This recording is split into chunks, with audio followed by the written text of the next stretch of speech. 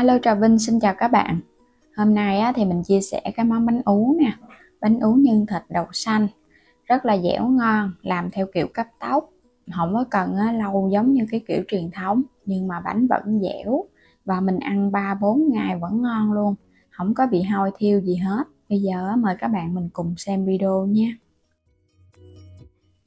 Đầu tiên thì mình có dùng ở đây là thịt ba rọi ha. Các bạn dùng khoảng 300g hoặc là 400g cũng được. Mình chỉ lấy cái phần thịt thôi, còn cái phần da bỏ đi. Mình băm thêm hành tím và tỏi chút nữa mình ướp thịt á. Rồi các bạn cho hành tím tỏi vô, xong rồi cái mình ướp thêm muỗng canh đường, 1 muỗng canh hạt nêm, chút xíu tiêu xay nữa. Rồi các bạn trộn đều lên ha. Thịt đó thì thường mình sẽ mình để qua một đêm ở trong ngăn mát tủ lạnh đi, để cho nó thấm, thì cái miếng thịt khi mà mình nấu lên cái bánh nó mới rượu ngon được. Bây giờ sẽ đem cất vào ngăn mát tủ lạnh. Còn đây là mình dùng 1,5 kg nếp, mình dùng loại nếp sáp thôi. Các bạn vo rửa cho nó sạch, xong rồi cái mình ngâm, thì thời gian ngâm khoảng 4 tiếng nha, cho nếp nó nở, thì cái thời gian mà các bạn nấu bánh nó sẽ rút ngắn lại nhiều. Còn mà không có thời gian ngâm thì các bạn có thể ngâm nước ấm. Rồi bây giờ đi xả sạch lại. Để tạo màu thì mình có ở đây lá cẩm tươi, cho vào trong nước nấu cho nó sôi thì mình sẽ thu được cái màu lá cẩm nó đẹp vậy nè. Mình ngâm 500g đậu xanh cho nở mềm, sau đó thì các bạn cho nước vô, mình nấu cho nó cạn lại, nấu lửa riu riu thôi ha. Đậu nó cạn và nó khô thì nó mềm, nó chín vậy nè. Bây giờ cho hành tím vào trong chảo, các bạn sẽ phi thơm nó lên để mình xào nhân. Mình dùng hành tím hơi nhiều một chút á. Khi mà hành nó dậy mùi thơm thì mình sẽ cho hết cái phần đậu xanh đã nấu chín vô. Phần nhân này là mình làm hơi nhiều ha. 1,5 kg nếp thì mình dùng tới 500g đậu xanh lận, cho nên nó là phần nhân nó sẽ hơi nhiều, ăn nó ngon. Để tạo độ béo thì mình cho vào đây khoảng 4 muỗng canh nước cốt dừa nhất á. Rồi mình sẽ thêm vào trong đây khoảng 3 muỗng canh đường nữa. Phần nhân nó sẽ đậm đà, bởi vì phần nếp là nó không có độ ngọt, nên là phần nhân phải cho đường và thêm muỗng cà phê muối nữa. Trộn đều lên ha. Bây giờ mình sẽ xào cho đường này nó tan ra. Nhân thì các bạn để lửa vừa vừa thôi, mình xào từ từ. Xào một chút xíu đường nó tan thì nhân nó sẽ hơi ướt hơn chút. Rồi cái mình cho thêm vào trong đây 1 muỗng canh tiêu xay nữa. Phần nhân bánh nó mặn thì phải có tiêu nó mới thơm. Cũng đảo đều lên chút nữa là mình tắt bếp được rồi. Tại vì khi mà nguội nhân nó còn khô hơn nữa đó. Đây là cái phần thịt mà mình đã ướp xong nè. Bây giờ các bạn cho hết vào trong chảo, mình chỉ cần áp chảo cho nó săn thơm lên. Không có cần phải cho dầu ăn hay là cho nước gì đâu. Mình để lửa lớn nha. Cho thịt nó săn, nó thơm là được rồi. Rồi cái xong rồi mình tắt bếp. Phần nếp này mình chia 2 phần. Một phần là mình cho 500ml nước lá dứa xay, cùng với 1 muỗng cà phê muối. Rồi mình nấu cho nó sôi nhẹ nhẹ lên ha. Nếp 1,5 kg, mỗi phần là 750g. Thêm vào trong đây 2 muỗng canh dầu ăn để cho hạt nếp nó bóng rồi sau đó hãy cho nếp vô, cứ xào đều lên ha, với lửa vừa vừa thôi, mình xào từ từ vậy nè, để cho nếp nó rút hết nước lá dứa. Thì khi mà mình nấu hạt nếp nó nở rồi, nó nhanh chín. Nước lá cẩm cũng vậy luôn, mình cũng dùng 500ml nước lá cẩm, 1 muỗng cà phê muối cùng với 2 muỗng canh dầu ăn, cũng xào giống y hệt như là cái màu lá dứa. Màu lá cẩm thì các bạn xào lên nó tươi, nhìn nó đẹp hơn cái màu lá dứa, cho nên lá dứa các bạn phải lắng, mình để tủ lạnh thì cái màu nó mới đậm. Lòng đỏ trứng vịt muối thì các bạn rửa với rượu trắng, sau đó thì mình cho dầu mè vô, rồi cái mình hấp 5 phút cho nó chín.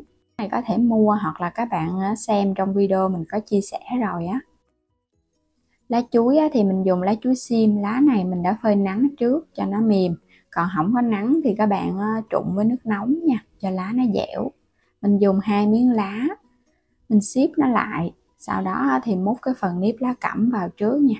Gói đầu tiên là cái bánh màu lá cẩm nè. Bữa nay mình sẽ làm 2 màu. Cho phần nhân vào giữa, các bạn sẽ cho cái miếng thịt vô. Tiếp theo là nửa cái trứng muối nè, mình cũng cho vô luôn, lắp lên một ít nhân nữa ha, cho nó phủ đều phần thịt và trứng. Nếu kỹ hơn thì các bạn có thể vo nhân trước cho nó tròn, sau đó thì mình cho vào bánh gói cũng được. Nhưng mà mình thấy làm kiểu này nó cũng đều và nó nhanh hơn nữa, khỏi cần phải vo viên nhân. Rồi phủ đều, sau đó thì các bạn sẽ túm lại. Đối với bánh ú thì mình sẽ túm 3 góc cho nó đều nhau, thì cái bánh khi mà nấu ra nó mới đẹp. Túm sát nha, cái miếng lá chuối phải sát, bánh nấu nó sẽ không có bị nông nước. Rồi vậy là xong rồi nè.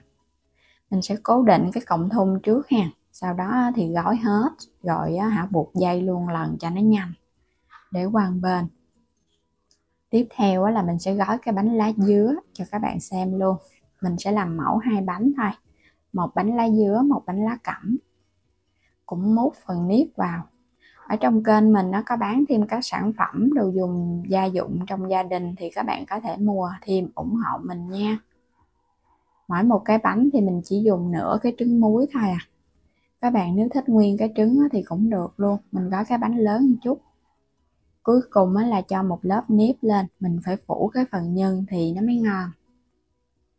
Túm đều nó nha. Trong lúc túm thì các bạn nhớ cái tay mình đè xuống một chút để cho hạt nếp nó dẻ hơn á. Túm cho nó đều 3 góc cạnh vậy nè. Vậy là xong một cái bánh ú rồi. Nếu mà chưa có quen thì các bạn nhìn từ từ là mình gói nó sẽ đẹp. Gói xong hết rồi thì mình dùng cọng dây ni lông mình buộc. Đối với dây thì mình thấy luộc ở ngoài cái nước không có ảnh hưởng gì đến bánh nha, nên là dùng dây nào cũng được hết. Dây lạc cũng được, dây ni lông hoặc là dây chỉ nhợ cũng được nữa. Và buộc thì các bạn nhớ siết tay nha. Mỗi một cái bánh thì mình sẽ chéo 3 đường dây, cứ chéo đều vậy nè. Làm không quen thì xem từ từ các bạn sẽ làm được cái món bánh ú ngon Mình nhớ là siết cái tay vô để khi mà nấu ra cái bánh nó mới dẻ ngon. Chứ còn mà nó lỏng lẻo thì khi mà nấu ra cái bánh nó sẽ không có được ngon nữa nha. Rồi xong rồi nè, cái bánh ú vừa đẹp mà vừa dễ thương nữa.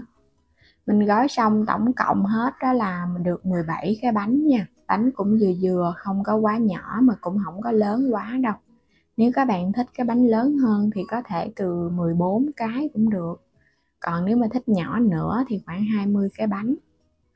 Gói xong hết thì mình buộc lại 2 bánh hoặc là 3 bánh vô một sâu để luộc cho nó dễ vớt Cái nước ở trong nồi nó phải sôi tim thì các bạn mới thả bánh vô. Bảo đảm cái lượng nước phải ngập bánh thì bánh của mình nó mới chín đều. Mình trừ hao nước cho nó nhiều một chút nha, rồi đậy nắp kín lại. Mình sẽ để mức lửa trung bình, mình nấu trong vòng 1 tiếng đồng hồ. Mới thì các bạn cứ để lửa lớn nha. Sau 1 tiếng đồng hồ thì mình tắt bếp, xong rồi cái cứ để yên trong nồi, mình giữ ấm thêm vài tiếng nữa để cho hạt nếp nó dẻo ngon hơn. Đây cũng chính là cái bước để rút ngắn cái thời gian nấu, tiết kiệm ga hay là tiết kiệm củi. Bây giờ là sẽ vớt lên. Sau đó thì các bạn xả nó sạch lại với cái nước lọc bình thường để cho cái bánh nó sạch nó sạch sẽ thì mình để được lâu, nó không có bị hôi lá. Mình xả xong thì các bạn có thể để ở đây vài tiếng cho nó ráo nước, rồi mình cắt bánh thì bánh nó sẽ ngon hơn. Còn nếu mà các bạn cắt liền thì cái bánh còn nóng hạt nếp của mình nó sẽ hơi mềm chút Thường là bánh gói xong để một đêm qua ngày hôm sau là ăn ngon nhất luôn. Bánh này là cái bánh mà mình mới vừa để cho nó ráo có chút xíu thôi Nhìn cái bánh nó uốn nu uốn nần luôn. Nhìn cái 3 cái góc cạnh nó cũng đều nhau nữa. Cái bánh rất là dễ thương. Bánh ú, một trong những món bánh truyền thống được làm để đón Tết nè, hoặc là đặc biệt nhất chính là Tết Đoan Ngọ, Tết cổ truyền hay là đám giỗ. Mình cúng tất cả mọi thứ hay là mình gói ăn ở trong gia đình cũng thích hợp luôn. Các bạn thấy cái bánh ngon quá chừng hai màu tự nhiên nè. Bánh ú lá dứa. Hôm nay thì mình thêm một cái màu lá cẩm nữa, nhìn cho nó xinh xắn. Đây là cái bánh ú mà mình gói xong, mình rửa xong mới để có nửa tiếng thôi. Mà các bạn thấy hạt nếp của mình nó dẻo ngon vậy nè. Mình để qua ngày hôm sau thì bánh nó càng ngon hơn nữa đó. Bánh rất là dẻo luôn, đậm đà lắm các bạn. Nhưng nó mặn ngọt thơm, dẻo mềm, y như là cái kiểu gói truyền thống luôn á, mà mình nấu tới 5-7 tiếng á. Ở đây chỉ cần 1 tiếng đồng hồ thôi à. Còn đây á, là cái bánh mà mình để qua một đêm nè. Thì cái bánh để qua một đêm á, nó sẽ dẻo hơn. Nhìn cái bánh nó sẽ dẻ, ngon hơn so với mà mình mới vừa nấu chín xong mà ăn liền. Bánh này á, thì các bạn có thể ăn trong 3 đến 4 ngày luôn, không có bị hôi gì hết. Còn nếu mà muốn ăn lâu hơn thì cứ để vào ngăn đông. Khi nào ăn á, thì mình chỉ cần luộc cho nó nóng hoặc là hấp nóng là ăn được rồi. Bây giờ thì cảm ơn các bạn đã theo dõi hết video của mình nha. Vui lòng đăng ký kênh Alo Trà Vinh và Alo Trà Vinh 2 ủng hộ mình. Xin chào tạm biệt và hẹn gặp lại các bạn ở video tiếp theo.